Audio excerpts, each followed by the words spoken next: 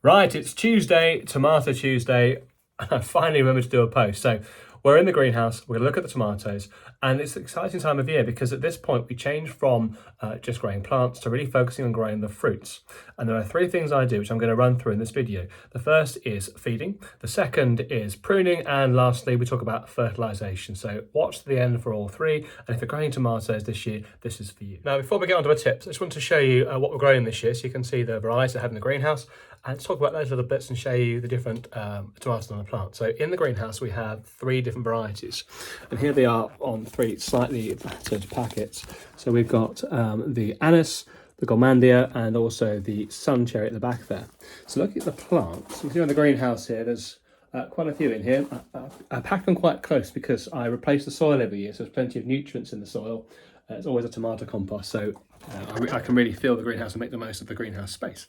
So here we've got the first, I think, four plants are the anise, and you can see some good ones here. Look, those are taking up a good shape, and some bigger ones in the first tranche down below. There's a nice big one around there, and some more on there. So they're doing really well. Actually, it's a pretty good tomato.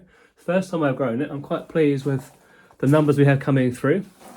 The next ones are the gourmandia. They are, to be honest, not as good, but they're interesting nonetheless. The flowers are really big. So look up here, they've got a really big bunch of flowers. So the lower ones, lower chances, really haven't done too much. There's one around here, look, it's been sort of double fertilised, a strange looking tomato, but we'll see what happens. So we'll see there. And the next ones we have around the corner are the sun cherries, and these have done very, very well. There's four around here. And you can see the first chance down here. There's a whole load of sun cherry tomatoes on there.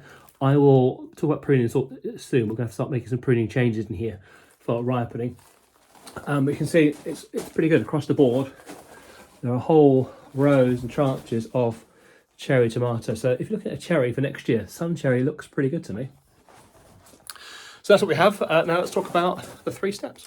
So the tips. The first one is feeding and watering and feeding. Watering is just as important actually. So I water my tomatoes every couple of days. It's important you do because if you don't, what will happen is when the tomato does get water, it will grow rapidly. And what happens then is the skin of the tomato will split. And you end up with split tomatoes, which aren't very pretty to look at.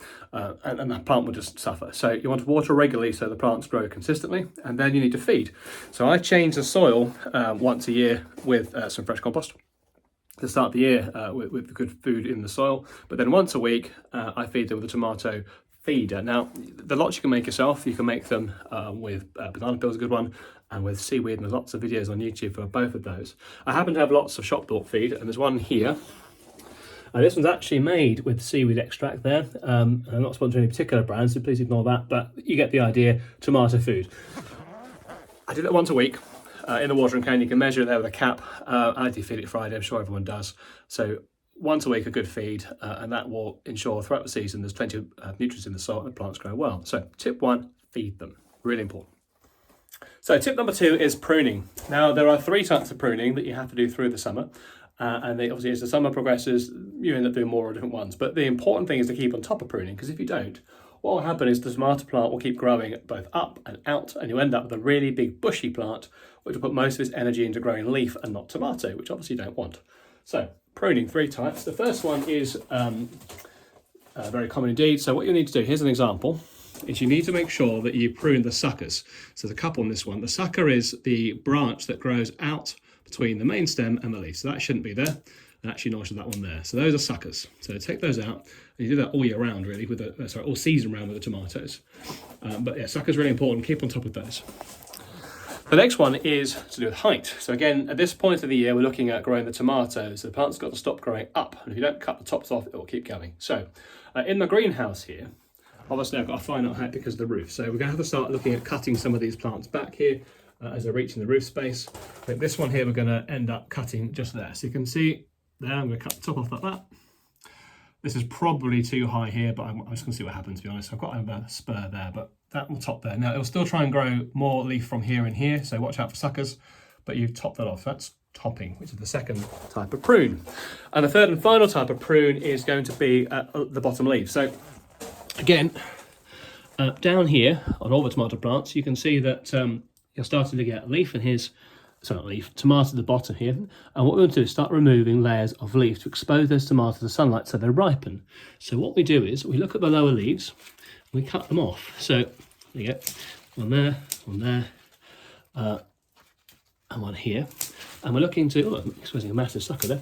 What we're doing is we're exposing the bottom of the plant so the sunlight can start reaching the tomatoes. And we want them to do that so they ripen.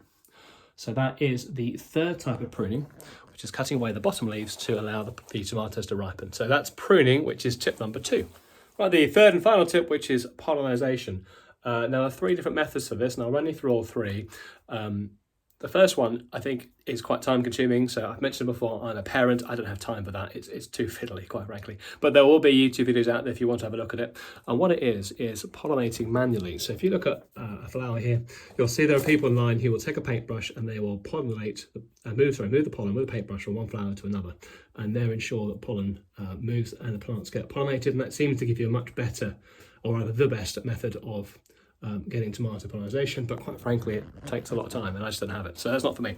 What I will do is a much more manual way. I will give the plants a little shake, so it's like that. That seems to do a trick and move the pollen around. As you can see from these plants in particular, I've had a pretty good rate this year, so I think that works just as well. And the third thing is using nature. Now that's always the best if you can. Now it's important to regulate the temperature of a greenhouse, so what I do is I open all the windows every single morning and I leave the door open slightly, and that allows all the bugs in, and insects are great, so you want to do that. And obviously the companion planting in here, there's lots of marigolds in here and basil. It smells quite nice. Garlic too dry, but that encourages insects, and insects obviously do a great job pollinating too. So tip number 3, pollinating, 3 different methods. Do what suits you best. 2 and 3 are the ones for me. So there you go, that's 3 tips for tomato plants. Thanks. Right, so that's my 3 tips for growing tomatoes at this time of year and changing from growing plants to growing fruit. I hope you found it useful. If you do, I'd be appreciated if you would do a like and a subscribe. And I look forward to seeing your videos and your tomato plants, and I hope you're having a good tomato growing season. Thanks very much.